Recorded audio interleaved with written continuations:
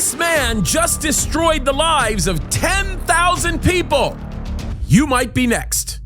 All right, folks, let's get into this one. And folks, I have to tell you, this is a heartbreaking story. But before I read it, I need to say something because it's really critical to understand the biblical precedent for why this is such a heartbreaking story and why this story was actually uniquely and remarkably predictable. We have to understand that the Bible makes it clear that God desires freedom for all of us, okay? Understand that when we give ourselves to the idea of sinning against God, we're in essence putting ourselves in bondage. Now, I am going somewhere with this because this is really important. When we choose to say, God, we disobey you, God, we want to do things our own way, it literally puts us in a place of complete and total destruction because our sin locks us up. And of course, this principle applies even deeper when it goes beyond even ourselves and goes into the corporate environment, especially the type of corporate environment that deals with the sociological infrastructure like the country we live in or the community we live in. And so understand this. Freedom is God's idea. And when people begin to hate the true and living God, they also walk away from freedom. And this is a very, very true principle. It rings true no matter what situation or circumstance we're in. You have to understand that when you walk away from the Lord, you begin to hate freedom because the further away from the Lord you get, the more glued you become to everything that is bondage. And this is exactly how this works. So, of course, in the state of California, which, by the way, if you're not living in the state of California, this certainly still applies to you, even if you live in another country, because as the state of California goes, oftentimes so goes the rest of the nation, and in many cases, the rest of the world. And this is, of course, the adaptation of a man who absolutely hates God, and in his hatred of God, he hates freedom, and he embraces bondage, and that is, of course, what he is creating here.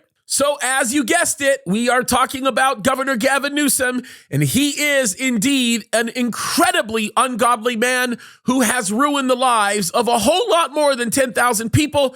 But the 10,000 that I'm talking about are the most recent group of people to actually be damaged because of a bunch of policies that involve hating God. Again, you hate God, you hate freedom, and you begin to take away from the freedom of so many. And this is such a terrible truth. But the reality of it is when you embrace ungodliness, you put yourself in this position. So the title of the article is this, very simple, a little bit of sarcasm in it. Of course, you can tell. It says 10,000 California fast food workers McFired thanks to $20 minimum wage. Folks, the story behind this is so predictable. We said something like this was coming, but let's go ahead and read it because it is a very powerful picture of the principle that I'm talking about. It says this, it says nearly 10,000 California fast food workers have been fired thanks to the state's new $20 minimum wage, according to the California Business and Industrial Alliance. It's called CABIA, which slammed Governor Gavin Newsom for the law, which went into effect April 1st. California businesses have been under total attack and total assault for years, said Tom Monzo, the CABIA president and founder, in a statement to Fox Business, adding, "It's just another law that puts business in further jeopardy." And folks, we said that this was coming. We knew that this was coming. We talked about how damaging this new law was going to become. We knew that this was Gavin Newsom endangering businesses in California. We also knew that it was eventually going to hurt the people that he was claiming to want to create benefit for, and that's the employee.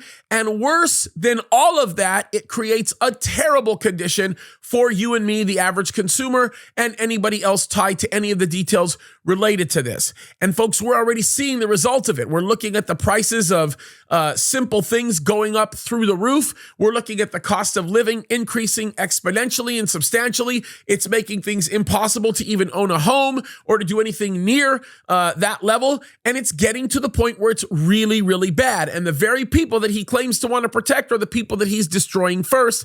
And that isn't anything that should actually surprise us. Look at what the article continues to say.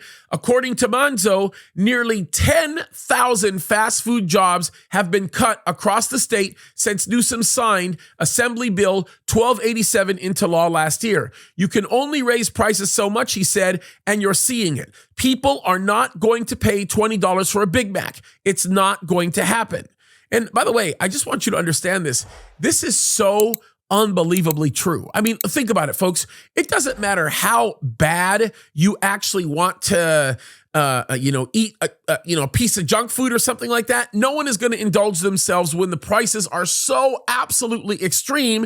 You might as well just spend that same amount of money, buy a bunch of meat and buns and make your own Big Mac. The reality of it is, it's kind of crazy to think that people are going to end up spending that kind of money. Look at this, folks. It shows us this in this article. Kaddis, the same organization that I just talked about, took out this full-page ad in Thursday's USA Today, which includes mock obituaries of various fast food chains. Now, I'm not going to read through the details of this, but you can see some of these pictures, folks. Look at all of the organizations that are suffering immensely, and in some cases are actually going to go out of business as a result of Gavin Newsom's nonsense. It's actually pretty crazy when you start looking at this. Look at some of these famous restaurants, guys, ones that are very popular to so many of us. Rubio's, for example. Foster's Freeze is another example of this. Pizza Hut or Mod Pizza. Bar Marino, which that's one of those chains I haven't heard of. I mean, I've seen them, but I haven't heard them. Excalibur Pizza, which, by the way, is also Round Table Pizza. They're the same people. Subway, Burger King, McDonald's is suffering. Cinnabon and Aunt Annie's, they're about to go bye-bye, you guys. Or how about Vitality Bowls? They're about to go bye-bye, which actually means Jamba Juice is going to go bye-bye. It's the same group of people. El Pollo Loco. All of these restaurants are about to go under, and you can see this sort of mock article that got taken out by them. But again, it just proves the same point that we've been talking about, and that is the fact that Gavin Newsom is killing California business. And as a matter of fact, it's really interesting because now we're beginning to see evidence of automated restaurants coming up, which, by the way, is not going to turn into being anything good. It's just going to simply add to the infrastructure of AI and robotic takeovers that we've been talking about. And again, that leads to additional bondage. And when I talk about bondage, folks, I mean serious bondage.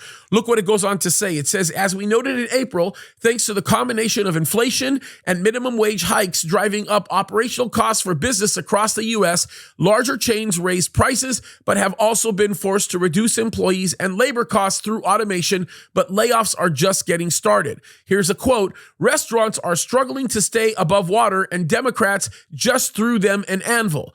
California Assembly Republican leader James Gallagher said this, and he goes on to say, we warned Democrats this new mandate would cost jobs. They ignored us, and here we are with the highest unemployment rate in the country, poised to get even worse. The digital options that many fast food franchises are referring to are automated ordering systems as well as robot workers, which are slowly but surely becoming more cost-effective than human laborers. At least one fast food location in California is testing a fully robotic restaurant with no human workers. Folks, that's true. They're actually doing that. And folks, I have to just kind of get you to understand what the full implications of something like this is, okay? When we force restaurants to move into this category, not only are we affecting and destroying the lives of so many people whose livelihoods dependent upon these restaurants, but what we're also doing is we're opening up the door for this crazy AI takeover that we have been talking about. We are continuing to give to automation and robots the responsibility of doing something that we would never do in the past. And so what begins to happen is what looks like an innocent attempt to try to save money or to cut costs ends up turning into the relinquishment of the type of things that we don't want robots taking over. We begin to think about the type of things that are so critical and vital to us. Why would we want robots to control those things? Like, here's a great example, okay? You can't live unless you eat. Nobody can live unless they eat. Yet we're willing to give the responsibility of making food for us to an automated robot-based restaurant system. I mean, imagine if it just we completely walk away from everything that is human or involves a human touch, and we give it to robots. Now we're subject to the will of the robot as designed by the actual programmers. Folks, we are creating for ourselves a condition that is going to entrap and destroy mankind in a way that is so rapid, it will happen far before we had any understanding of what actually took place. Now, the good news with this is I believe that God is going to eventually intervene and put a stop to this and actually judge the world for the nonsense that the world is actually doing. But the open door that we're creating for all of this to happen is right there. It's going to take place. And we are dealing with the modern day Tower of Babel. That's what we're looking at. And so the modern day Tower of Babel has commenced the same exact way that the old original Tower of Babel actually commenced. It commenced with a group of people whose hearts and minds were turned away from the true and living God. It created an infrastructure of working together using one common language, seeking to bypass the true and living God. And God, in his grace and mercy, confused their languages that they would not be able to do the things that they had put to their mind. The difference between the old school Tower of Babel and the one that we're building today is when God intervenes today, he is going to put an end to the world and not necessarily show grace upon man and give man another opportunity to be able to get things right. We've already learned the fact that when man takes advantage of an opportunity to get things right and they seek anybody or anything other than the true and living God, they always ruin it for themselves, and mankind has made it clear they want nothing to do with the true and living God. Now, here's the thing, and this is the part that I think we can draw tons of hope from, and that is this. God told us this would happen. He told us to expect it. He made it very, very clear that we would see the advent of all of these things, that even totalitarian rulers would use the bondage that's created by the living of a sinful lifestyle to create the kind of infrastructure that we knew would take place, the type that we see in Revelation 13, the type of infrastructure that we read about in Revelation chapter 6, the type of Babylon that ends up getting destroyed, the literal Babylon that gets destroyed when we read Revelation 17 and 18. But here's the thing that's even more intense, but yet at the same time, even more encouraging. God is in control. If he wasn't in control, he wouldn't have told us these things. But he told us these things knowing fully that they would happen, and he has given us the solution. And folks, here's the solution. Walk with him. Love him, serve him, seek him, put him first. And folks, the reward that comes from doing that is far greater than anything you could possibly imagine. Here's the great thing about living in a world today where we continue to run into bondage everywhere. The wonderful and most spectacular aspect of living in the world in which we live today is that when we begin to see more and more bondage mechanisms erect, when we begin to see more and more people running towards the fire of destruction, the pleasantness, the sweetness, the wonder of being able to experience freedom is far greater than any other time in human history. And the only person that can bring us that freedom is Christ Jesus. So when we look at these things, when we see these signs beginning to form, when we understand and begin to discern the fact that the world is falling apart, folks, they're making burgers with robots and firing people so that they can't even buy those burgers. I mean, how much worse can it get? And I know I sound kind of ridiculous when I'm talking about hamburgers, but hamburgers is a very small picture of the full encapsulation of what's coming. But where we find freedom from all of this is when we learn to put our faith and trust in Jesus Christ. Here's the thing. More than ever today, we need to stand up against all of this wickedness. We need to stand up against the evil. We need to stand up against the unrighteousness, and God will be honored in the stands that we take. God will glorify himself in the stands that we take, and God will bless us for doing it. And more than ever, I cannot think of a better time to be alive than right now, because every single moment we spend defying the lies of the enemy is another moment that we get to experience the power and the wonder and the grace and the mercy of God when he shows up in our lives and does something for us we never thought he could. Folks, there's no greater time in the world to live than today. Let's live it to the fullest, and let's walk according to the mission that God has put in front of us, that we might make an impact to glorify God. If you don't know how to do it, it's a really simple process. You simply go to God and say, help me.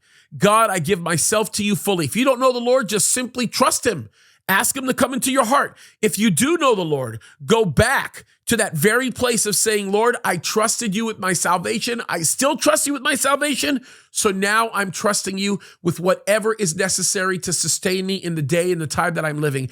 And I'm telling you, what looks like a terrible time in human history to live will become the greatest time in human history to live, because you are going to be here to watch God do great things. It's an exciting time to be living. Christ could come at any moment. So let's get on it, folks. We're running out of time. Great, wonderful things are yet to come. God bless you.